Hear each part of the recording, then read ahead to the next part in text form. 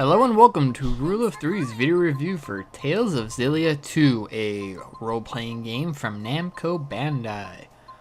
So, this is the sequel to, obviously, Tales of Xillia, and Tales of Xillia happens to be one of my favorite Tales games in recent history.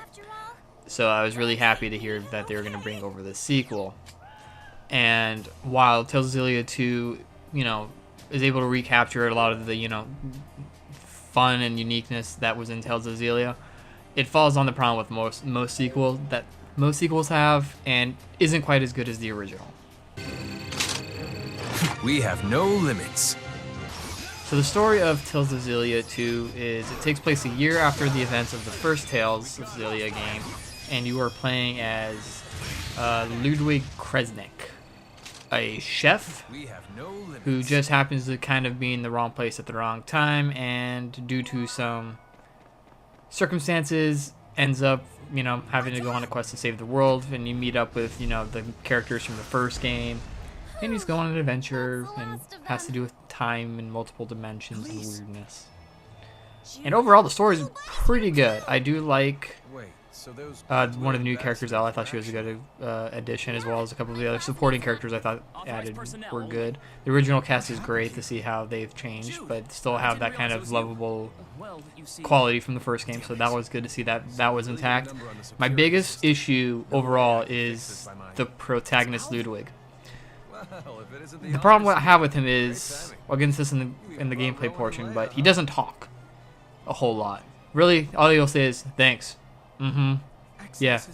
Huh? And that's about it. He doesn't really have any full-blown conversations. And this is due to another system they added to where you actually get to pick what dialogue you want your character to say. And like I said, I'll talk about that system in a minute.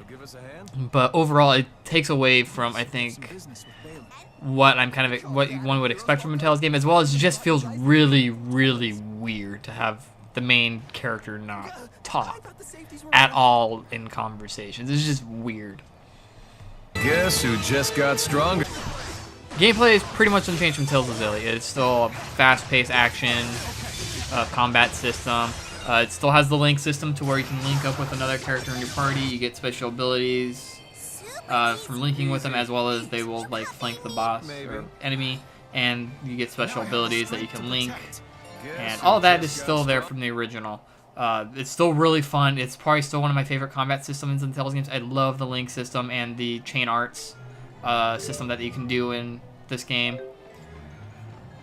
The newer systems are, first of all, they changed up how leveling works. In the original, it was basically you leveled up, you got a certain amount of points, and you spent those points on what was called the Lilium Orb.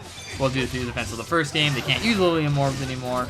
So now they have a new form of orb that you use that you have to, when you fight, you gain what are called elemental orbs. These orbs are used to level up the whatever orb we're using to get new skills and abilities. Here we go. And there's multiple types of orbs you can do, and you just equip which one you want to which character, and they all have, unique things that they'll give your character.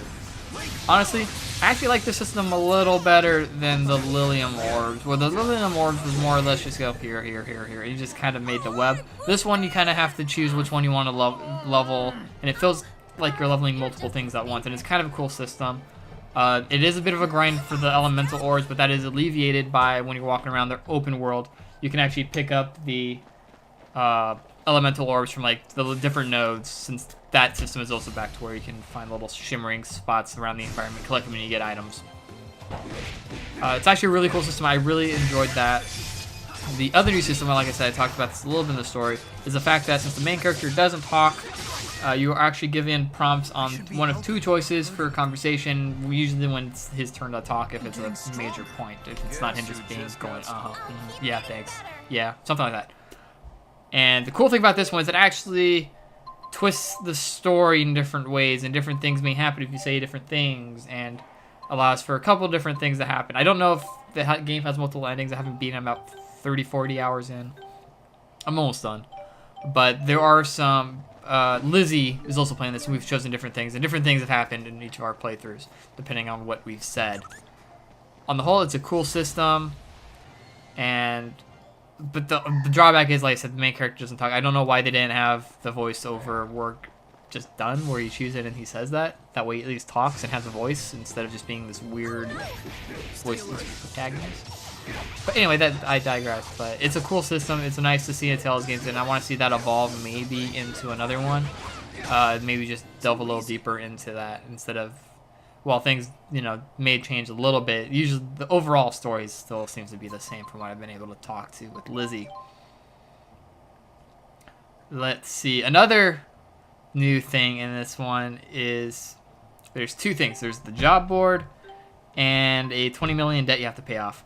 Once again, due to story, you end up in debt 20 million gold, and you have to pay that back in order to travel places. You do this by doing the other new system, which is the job board, which are pretty much side quests that have you go out and typically fetch quests and go kill X amount of monsters. On the whole, I do like the idea of having a 20 million debt. The problem I have with it is I think it's such a ludicrous amount, and it does require an extreme amount of grinding, that it takes away a little bit of the freedom that the player has, as well as limit how much money you can have on you. So while, I mean, the first time I've ever experienced something like this was Evolution Worlds, where if you on your second playthrough you had a massive debt, and I like the debt system, but it's also, like I said, it's kind of annoying at the same time because it does limit to how much money I can spend on my person, especially in a first playthrough. The job board, while once again it's a good idea to help make money to pay off the debt as well as give you something to do side quest wise. The problem is 95% of them so far have been fetch quests or go kill monster quests, and I think they could do so much more than that with the job board. Other than that, I think once again the game controls fine, and I like everything about it. Just I don't know, just the job board fetch quests kind of get boring really fast. Alright, we did it! Oh, well, you're just his favorite.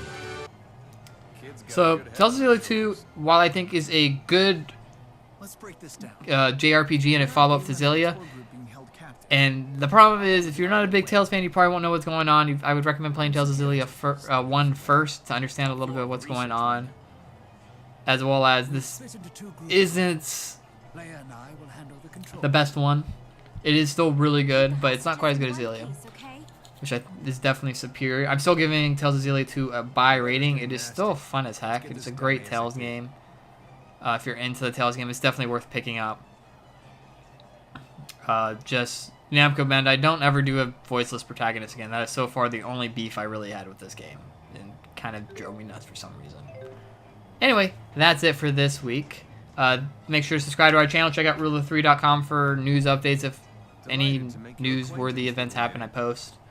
This week was kind of bare, but that's because Gamescom happened and all the news was announced during that period of time. Make sure to like us on Facebook and follow me on Twitter at Rory Mannon, as well as check out our podcast, which is posted every Sunday, our gaming news podcast, where we actually comment on some of the speculation and other news posts and that have happened throughout the week that I don't post because I don't like doing the clickbait articles and rumor speculation on the site, but I will talk about that in the podcast with some people.